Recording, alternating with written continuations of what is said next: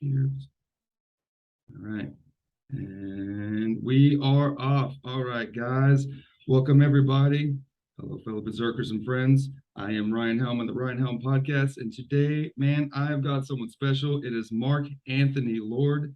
Yes, you heard it right. No, not the Puerto Rican or Hispanic singer. No, not the third century ruler. No, the one and only current Mark Anthony Lord. Now, my guest today, Mark Anthony Lord, is a ordained minister in New Thought Ministry. He actually started out as a professional choreographer and director, and even did 3-year stint in Disney, I believe. Indeed. Yeah. He is a teacher and a student of A Course in Miracles, which, if you're not aware of, takes some time, a lot of time to try and read that. It's fantastic. In 2003, he founded the Bodhi Spiritual Center, and in 2018, he founded the Cityside Center for Spiritual Center. Sat with gurus in ashrams in India and even went to college in India. Well, I went to Oneness University, which was a sort of a spiritual place. Yeah. Okay. And you even studied under spiritual luminaries with names that include, but not limited to, Michael Bernard Beckwith, Byron Katie, Guy and Katie Hendricks. Is it Guy? Is that Gay and Katie. Gay and Katie Hendricks, Jack Boland, and many, many more. Plus your friends, good friends and business partners with Aaron Apke, correct? Indeed. Phenomenal. You are the author of 2 books, and you're also a coach and does spiritual channeling, you say? Yeah, it's called Holy Spirit channeling sessions, healing sessions, where I tap into the Holy Spirit and let it flow through me to support clients in their breakthroughs. Amazing, dude. You've been very busy and it seems very successful. Yeah, I'm grateful. I'm truly grateful. I mean, I earned a lot of it through the hard knocks. I earned a lot of it, through addiction, through the back alleys. I mean, I really went to hell and back, and then probably made a couple more trips just to make sure there's nothing that I want there. Of course, you gotta hit every branch on the way down to make sure, like, am I really? Oh, am I? Hold on, 10 more times. Yeah. But that's how lessons are well learned. In my experience, it seems as well. Yeah, for sure. So we've talked about this a little bit, how we're gonna go over this, and so we'll go through a couple of things, and then I'll speak on it, and then Mark will correct me, if you will, or interject. And I'm excited to talk about this, and I know a lot of people don't want to hear when they hear the word forgiveness. It's like, oh, fuck, man, this motherfucker again on forgiveness, goddamn. But this is why I started doing this, is because, I love strength coach. I'm a strength coach, and I love coaching people because you start to learn these weird words, right? Certain words for certain people. And so I say, hey, move your arm like this. And they're like, oh, it all clicks. Well, one of the reasons why I started talking about forgiveness, because 10 years ago, the asshole that I used to be and still struggle to be with, I couldn't hear the word forgiveness. I couldn't hear it. As soon as you say forgiveness, I'm like, nope, fuck that. Fuck this motherfucker. Fuck that. And it's like, so you have to reword things. And so when you reword it, like forgiveness, and you understand what forgiveness does, and a few years ago back, I reworded it and gave an analogy of forgiveness is like wisteria, this branch or vine, if you will, that grows on mainly hardwood trees, and it grows on the trees and it just completely engulfs them until it takes the tree down. Well, forgiveness is like a huge giant scissor.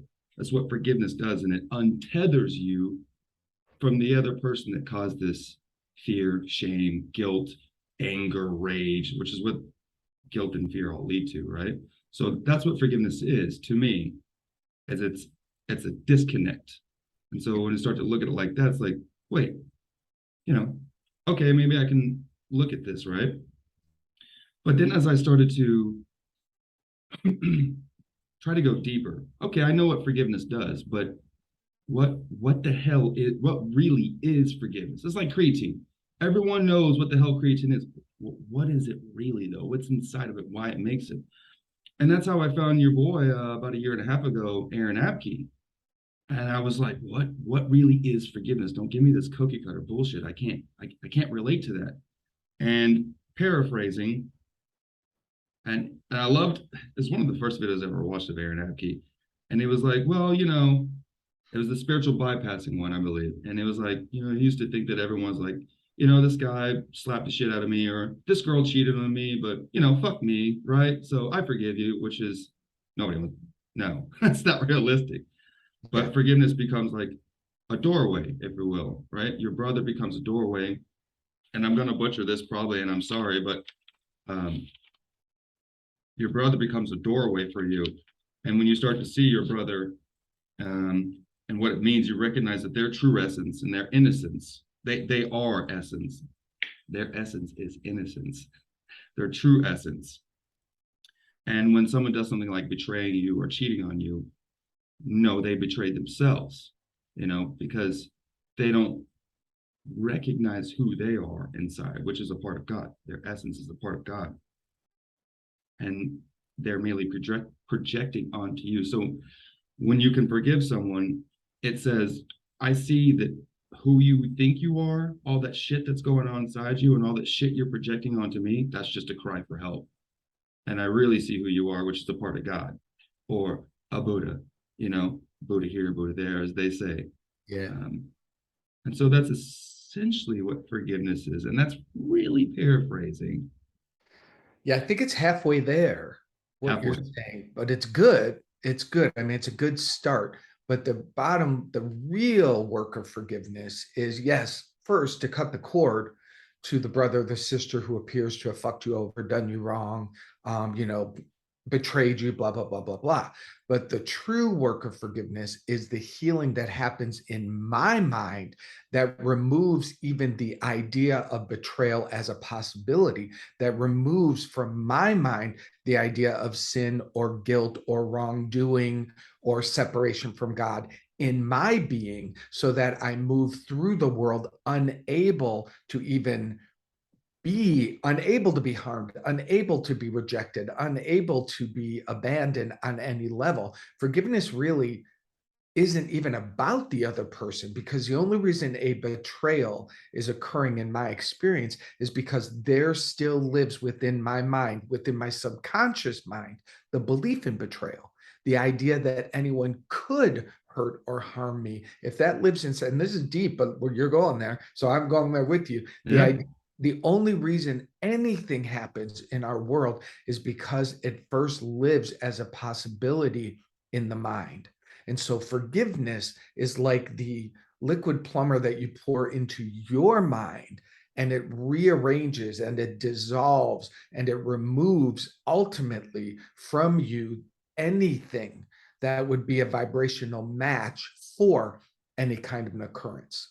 Once you're free of that, let's say the example of forgiveness dissolves completely in your mind, betrayal. You couldn't be betrayed. It's impossible. I swear to God, your way of experiencing someone coming and going would be completely different. You're with a girl, a guy, whatever, your lover, and they're like, hey, I'm out of here. I'm going to have an affair. I'm done with you. You'd be like, perfect. Thanks for hanging out for the time you did. God bless you. Have a beautiful life. That's all I want for you. You would not even imagine it being an affront to you, because forgiveness dissolved that belief in your mind. So I guess you could say another way of saying it rather is you could look at forgiveness as, I'm not breaking it down simple enough, but I was going to say it essentially dissolves the lowercase I, the lowercase s self, Yeah. and it completely dissolves the ego. There we go. It completely dissolves the ego from Yes. saying, well, this bitch just cheated on me. It's like, oh man, this must be the way. Like, I know she didn't cheat on me. She cheated on herself because she's delusional, right? Like, I Not say even. delusional. See, this is where it's not even that. Like, she didn't do anything. Mhm. There is no she out there doing something that is that can be wrong. Like the dissolution of I is the dissolution of separation, the dissolution of guilt, the dissolution of blame, the dissolution of any belief that there is a God that punishes or rejects or betrays. And when you get in alignment with the core spirit of your being, it is the exact same core spirit of everyone else's being. And you literally know them as that. And they're not what they do. They're not what they say. That's not how you even identify with them. I mean, that's really the deepest, again, that's the deepest transformation that forgiveness gives you. I literally look at the world and I see everyone in their innocence, in their perfection, in their oneness with God. And if there's an appearance that they're doing something other than that, that is mine to forgive. That is mine to go, thank you, Holy Spirit. I'm seeing something within me that appears to be happening in a person over there. But the only way I'm seeing it is because it first lives in me. It's really trippy, but that's how it works. The whole world is happening in your mind. And the division is in our minds. And as long as we keep looking out there to heal that division, we're just going to have one more war. We're going to have one more political battle. We're going to have one more blame. We're going to have more religions that cause harm. We're going to continue to create that divide out there until the divide is healed in here. And that's what forgiveness does. Would it be completely inaccurate or somewhat inaccurate to say that when you absolutely and truly understand forgiveness, and when you look at people in their innocence, and you don't see that the betrayal, or you don't see anything negative that happens that they quote unquote do to you, would it be accurate to say that you're just more very clearly seeing them reenact their dharma or enact their dharma? Yeah. The Course in Miracles says that all that's ever happening is people are either extending love or they're crying out for love. And that's a very simple way for me to do it. If I see someone crying out for love, well, I know what that's like. I don't blame them for that. That's just what's occurring. And because I'm one with them, I hold the opportunity to create a faster healing and release for them from that cry for love, according to how I think about them, according to how I behave with them, and according to what I allow to occur in my mind. Right. That's why Jesus could walk through and go, get up, pick up your mat and walk, dude. You're not dead. Come on, move. Like literally the appearance of anything other than God was like, swipe that away. That's not real. That's not real. Like it looked like magic, but it wasn't magic. It was what we all are ultimately capable of doing if we will do what you pointed to. We allow forgiveness to dissolve the belief of a separate I. Okay. So that's briefly the Briefly. yes, as we said earlier, we could spend 10 days just going through that I easily. think I think the best way to do, if you don't mind me sharing Please. my story of transformation, and I only know this because it happened to me. Like, I'm not talking textbook. I was a guy who was sexually abused from age 6 through my childhood, and I had horrific PTSD. As I got into my 20s, I was a full-blown addict. I was acting out sexually and drugs, and much of the sexual abuse was in the subconscious mind because it was so young, but it was causing so much trauma and harm. And I really was on a spiral of death. I really was. I was on a destructive path, no doubt about it. And I got into recovery and I started discovering a new idea about God. And I was working with therapists and breath work and pounding pillows and going to India, doing everything I could to find relief from this pain. But it was one time when someone had spoken a prayer of forgiveness that had been done unto me. And I just felt open and willing. And that 3 days, fast forwarding through the story, I had some experiences where I was flown from LA to Chicago for some work. And that was all the show that they were asking me to direct was all about sexual abuse. And I didn't even know that. So that got me all triggered. I got on the plane to fly home to LA. And I put on my sunglasses and I sat against the window. I turned my head, tears started rolling down my face. I was like, God, please, please. I asked that forgiveness set me free. I asked that forgiveness set me free. And I was literally pulled out of this story. And I heard, see this as I see this. And this was God speaking to me, is the only word I can call it. And suddenly this whole story that had been haunting me was just light dancing with light. It's just all beautiful light creating. That's what's in back of everything. That's what's real. I was shown there's no abuser. There's no one being abused. There is only the love of God happening. And when you allow forgiveness to dissolve the overlay, you will be able to see that. And the story of my sexual abuse was like, it was like wrapped up in a ball, thrown out into the universe. And I was told, you'll never suffer from this story again. And I have not to this day had 1 ounce of recall. And it literally is like, did that happen? I mean, I don't know. I mean, I guess it did, but it didn't, because what's really happening is the love that's back of all of this. That's what's really happening.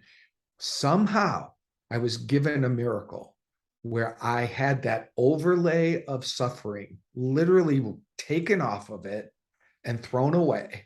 And I was shown what's really true within each one of us. So I don't know. I was given this gift where I can see, like, I just see like you're the light, man. That's what I know. I know that because that's what I saw in me. So that's a huge leap. I understand that, dude. Like, that's a quantum leap of people are like, how do I get there? I wish I could bottle it. I wish I could figure out how to give it to people. But what I know is if you'll start with your little offenses, if you'll start with your judgments, if you'll start with what you're holding against your next door neighbor because they parked their car too close to your fence, if you'll start where you are, those pieces will start to unravel and you will get to the deeper freedoms that are available for you. But people are unwilling to give up their small little offenses, but they're seeking freedom from the big ones. It's like, do the work where you are today. And that's a little harder sometimes, Yeah, like stop trying to go for Mount Everest when you can't even climb that molehill over there, bro. Just slow your roll. That's really well said, because I promise you, Mount Everest will be given to you when it's time. Yeah, I choose to believe that. I mean, I really do choose to believe that, because about 3 years ago, something like that happened to me when it changed everything, dude. And I'm curious if I'm sure you felt what I felt. When you have that moment, when something just not snaps, it is a snap, but it's unexplainable when you just get in the darkest hole, when you've already been in darker holes than anyone's ever known, more than likely, and then you go deeper. And it's just like, it's like, I wish this was a Dark Night Soul, because that would be fantastic compared to this. And then it's just boom, and you feel something speaks to you and you feel crazy. And then it's like this bliss. And I'm sure yours was times 10,000 if it just washed it away like that. Mine just like dipped a little pinky in there, and I was like, whoa, something's fucking. And I'm curious, did you feel that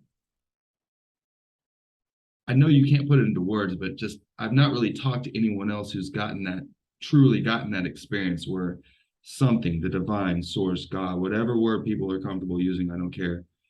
When it really does touch you and you're like, this is fucking crazy. I really want to tell someone, but they don't know how fucking crazy this is.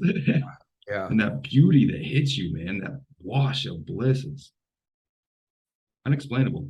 It's relief. It's Yeah. like at the basic, it was so relieving. But here's the deal. It sounds like it was this miracle moment. And there was the moment, like it was a click. It was something that just the universe aligned. But I had been showing up for years. I'd been going to therapy. I'd been doing breath work. I'd been doing Reiki. I went to I was participating in my journey of healing that I needed. So I like to think, because I always want to encourage people, like, don't just look for the miracle moment, do everything up to the miracle moment, and know that it's all part of it. Everything is a part of it. So I tell the dramatic part, but there were, seriously, dude, many years, many dollars, many falling down, more drugs than I care to remember. Like, there's a lot that happened to get me to that moment. I believe, sir. I really do. And I can't help but wonder, and maybe it's just my own personal philosophy, but it's almost like you got to pay it forward. Like that, you really got to have those dark times. I don't want to sound masochistic because it's not, but it's like you got to pay to play almost. And it's Mm. probably a really bad way of saying it, honestly. But I mean, okay, let's take it from a warrior standpoint. You know, a fighter. You can't go fight the championship battle unless you thousands and thousands of hours of sparring, hitting the road work, everything. Like you're just not going to be able to shine that diamond, which only forms as a diamond because of all the pressure, you know? Yeah, I actually like your analogy because the fighter finds themselves in the rink and suddenly they're in the zone where it's timeless and their body knows exactly what to do and everything's in sync and they see what's coming before it even leaves the other person. You know what I mean? I imagine there's that magical, mystical moment that happens there. Mm-hmm. But you're right. They didn't just land there randomly. No, no, they had to pay it forward, put in the Yeah. road work.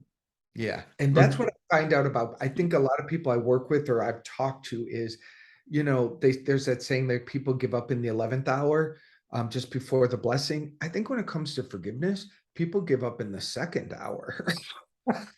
And that's probably given a little bit of a leeway, to be It's honest with you. generous.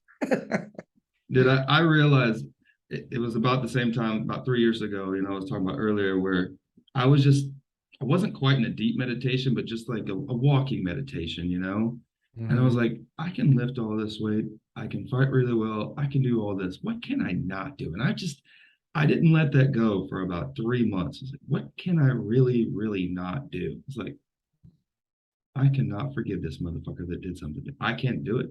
I was like, dude, I can't do this. I've got to figure this out. You're not a Billy Badass if you can't, you really can't do it. You really can't do it. And then you start to see, like, why am I always trying to lift such heavy shit? Why am I always trying to fight so hard? You are a projecting motherfucker. Let's get some work. We need to do some shadow work, hardcore. You think you know what shadow work is? Nah, you're lying to yourself because you can't forgive this one person some shit that happened 12, 15, 20 years ago. Let's do some real hard work. Well, And that's this why I started going down that forgiveness path, man. Well, and this is one of the things I discovered, and I really do. I think you're onto something. You're onto gold because what I have come to know in my experience is that I can't do forgiveness work. Forgiveness is a mystical something that is done unto us. Now, I've got a part in the forgiveness equation, but my part is not to figure out how it's done. Just like you said, what was it, creatine or whatever you were talking about earlier? Like you don't know how these things work, but our job is to participate in what our part is. And my part in the forgiveness process is to ask that it be done. Because the part of me that believes something bad happened, you can't solve the problem at the level of the problem. That's just 101 basic science.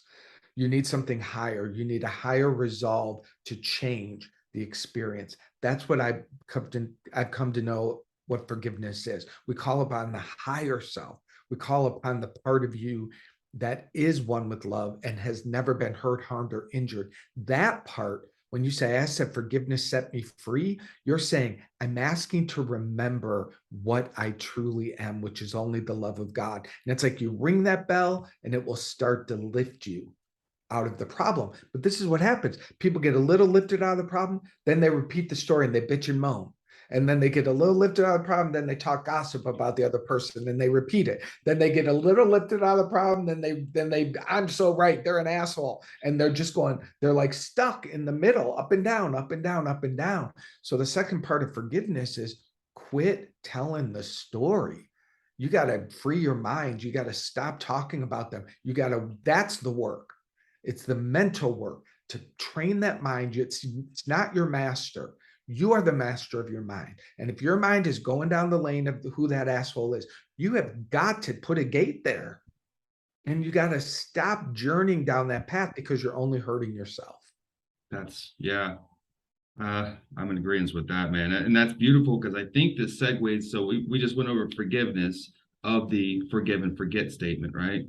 And I think that touches on it. Correct me if I'm wrong, where the forgetting part, we're not hard drives. Obviously, we can't just be like, well, I forgive you, slap me in the face and, beat the shit out of me. So hard drive wipe, shoot, because I don't know, to me, that's, you have to literally remember to have discernment, right? But so I'm starting to understand that the forgetting of forgive and forget is, it's it's kind of like a two part. What you said, but to maybe go into more is like it's a releasing it to source, right? Just like an alchemical process, right? So we break out the dross, we fired it up through the fire, dump it into the waters, and then it evaporates. And that forgetting is a, if I'm correct, is that forgiveness or forgetting part is an evaporation, giving it to God to source.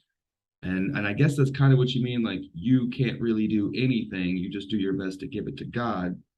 Um, and sorry, you give it to God and do your best to not stay in that state, because what you resist persists. I guess it's almost like it's a magnet, you know? Yeah, yeah, that's really well said, brother. Um, yeah, there is a, and it's not like God swoops down into the problem of division to fix it. God calls us home to oneness and lay down the story of division. So, like that, I spent a lot of years like, God, get down here, fix this, man. This happened to me. Come here, fix this, fix this. What was I doing the whole time? Focusing my mind on the broken story. Broken story, broken story, broken story. Fix this. Come here, look at this. And my experience now of God is like, what are you talking about? Broken. There's only love. I'm love. Come to me. Lay down that story and come to me. And for some reason, that's hard for us because we're right. Because we got our money, we got our energy invested in this. Somebody did me wrong, and blah blah blah blah. Or a lot of people, they're invested in beating themselves up, And making themselves so bad and wrong. And that's where forgiveness needs to also be done. Like leave yourself alone, leave other people alone, allow yourself to return to the truth of your oneness. I can't, I want better words. I'm so passionate about it. I understand. You're right though, man. People, I don't know why we as humans love to beat the shit out of ourselves, man. We will just go over and over. But I mean, I guess to speak kind of to sum it up lightly though, I think it was Epictetus or Seneca that was they say it's not another place you're looking for to you don't need to go somewhere else to be a different person. What you need is to become someone different, right? So it's the same as like, no, rewrite the story of what happened, you know, whatever way that you can. Stop looking at it that way, or stop going back to it in that position, you know. Well, they did this to me, they did that to me. Rewrite what happened in your mind. Look at it differently, if you will. Yeah. Roughly is what you're saying. And my, well, yeah, but my experience is that I don't do any of that. I am given the gift of that. I'll give you an example. This is how it works in me. If I just ask for something to be done and I'm open and I'm really open to release my resentment, my regret, my judgments, because that's what blocks the sun. That's what keeps me away from it. If I really can lay those down, then somehow I'm given a gift to see it differently. For example, I always had an issue with my dad. He wasn't a great dad when I was growing up, wasn't available, wasn't there. I just never really liked him. And so as adults, we've got this sort of, butting heads kind of thing. And he was trying and I was trying. And one day I really was like, what is this anger at my dad? Could this be forgiven? Can I be freed of this? And I just felt my yes, and I let it go. And then my work was to stop judging him, to pay attention, to not, if I can't think a positive thought, then don't have a thought. Focus on something else. That's my practice. One day, I'm talking to my dad, and out of the blue, he tells me a story. He grew up without a dad. He was 10 years old at a Catholic school, and he was told, bring your father after school back to school and you can join the Boy Scouts. Bring your dad. Well, my dad didn't have a dad. So he went to the school, hid in the bushes, and watched all the other boys be able to join the Boy Scouts because he didn't have a dad to take him there. He told me that story. My heart cracked open. I was like, I'm done. I got nothing on this man. Right. He showed me a story from his that makes him be who he's being. When you have access to people's hearts, to people's journeys, when you touch it or taste it, it cracks you open and it sets you free. But the only way I could get there was in my willingness to stop beating him up in my mind. I was so committed to being right. And that's where people get stuck. And I tell people, if you want to be right, make sure that's what you really want, because that's all you get. You don't get friendship, you don't get connection, you don't get love, you don't get to prosper, you don't get anything good, but you will get to be right if you fight for it. So you better make sure you want it. It's not worth it, is my point. Being right is not worth the price. Yeah, that's so right, dude. You're so right. Hmm. You just want to be right so bad, even at the cost of Truly. the friendship, the relationship, the business, or whatever. It's like, well, I've got to be right because if I don't, they're gonna this, they're gonna, yeah, well, so what, dude? So what? And I have to watch that, man. I'm not immune to that. I just have acquired the ability to catch it faster.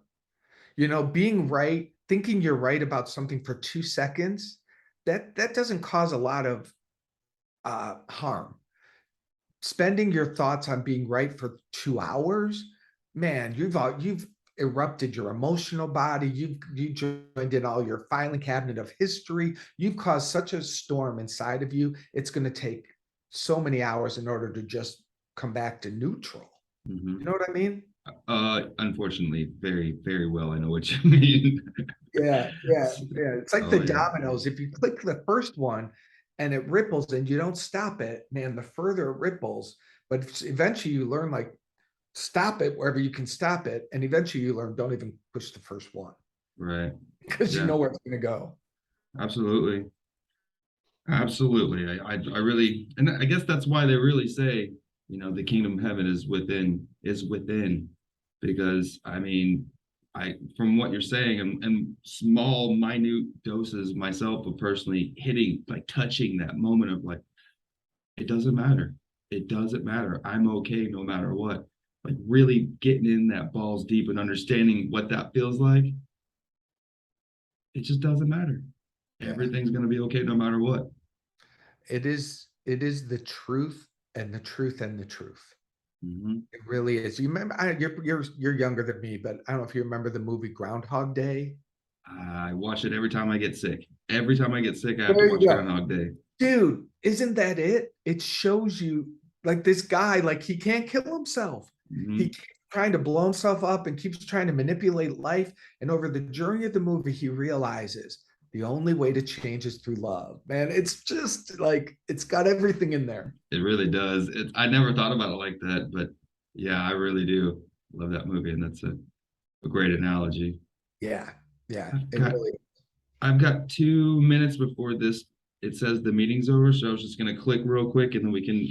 I know you're probably running low on time. We could go into the triangle victimization real quick because I really wanted people to hear that, man. That's so beautiful, Love to. so beautiful. I think Uh, you're gonna send me another link. Yeah, I guess that's how it works. Okay. I'm still kind of new to Zoom, dude, honestly. So it's I'm like, totally fine. Don't worry about it. You're doing great. okay, Seriously. I'm just Yeah. gonna leave this rolling and then I'll just send you another link, my friend. Give me Okay, like cool. max 2 minutes, hopefully. Cool.